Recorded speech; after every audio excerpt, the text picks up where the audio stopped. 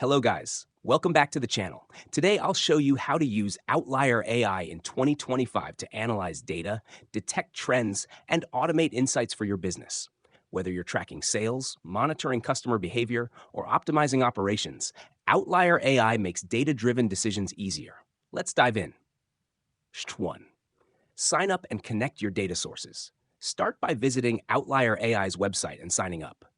Once inside the dashboard, connect your data sources such as Google Analytics, Shopify, Salesforce, SQL databases, marketing platforms like Facebook Ads and Google Ads.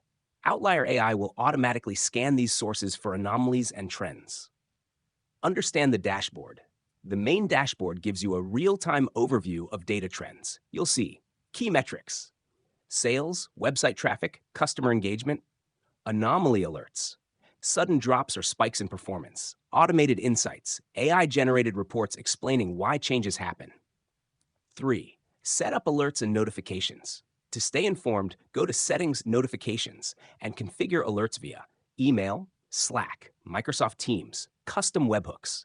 These alerts will notify you of unexpected shifts in data, helping you take action faster. 4. Customize data exploration.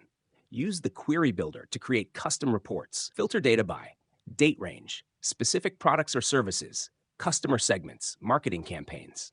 This helps tailor insights to your business needs. 5.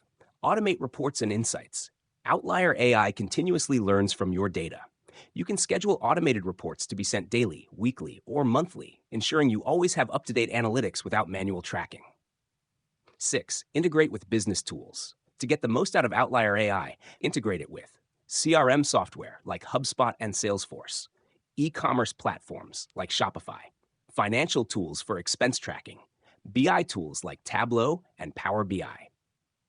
That's it. With these steps, you can harness Outlier AI to uncover hidden trends and make smarter business decisions.